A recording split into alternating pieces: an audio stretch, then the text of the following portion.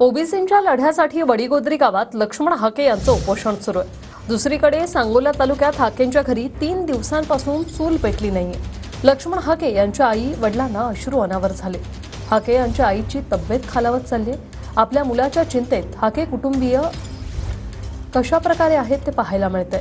मराठा समाजाप्रमाणे सरकारने आपल्या मुलाच्या उपोषणाचीही दखल घ्यावी अशी आर्त हाक लक्ष्मण हाके यांच्या आई वडिलांची आहे. 8 दिवसापासून लक्ष्मण हाके खरं तर उपोषणावर बसलेले आहेत. आपण बघू शकतो त्यांच्या आईला अश्रू देखील अनावर झालेले आहेत. काय सांगताल मावशी, काय अर्थ आहे? काय आता आमचा मुलगा उपाशी बसलाय तर त्याला चहा नाही, पाणी पण पित नाही, अन्न नाही. आम्हाला कसं वाटतंय, आमचं सगळं उडून गेलाय जीव आमचा तकडं. आता आज 8वा दिवस, 8 दिवस झाले त्यांनी अन्न पाणी सोडलं. काय तुम्हाला कसं, तुम्ही जेवलाय का तुम्ही तरी? आम्ही आता 2-4 रोज झाले जेवलो नाही. आम्ही असंच बसलो या. आम्हाला सारखी तकडली काळजी लागली. काय तुमच्या भावाची आता परिस्थिती काय आज?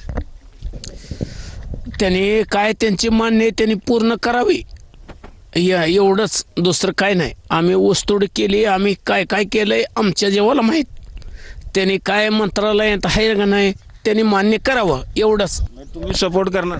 आज सपोर्ट आहे जेव्हा, पण त्याचं जेव्हाच हल्लत चाललंय की आम्ही आता म्हणून सोडत नाही. जे त्याला काय करायचं आहे ती करणार. जेव्हा ती काय त्यांनी वर्ण शासनानं काय दिलं तर त्यानं सुटलं. आम्ही सोडत नाही. सांगोल्याहून कॅमेरामन जगदीश डांगेसर, रवी लव्हेकर, TV9 मराठी.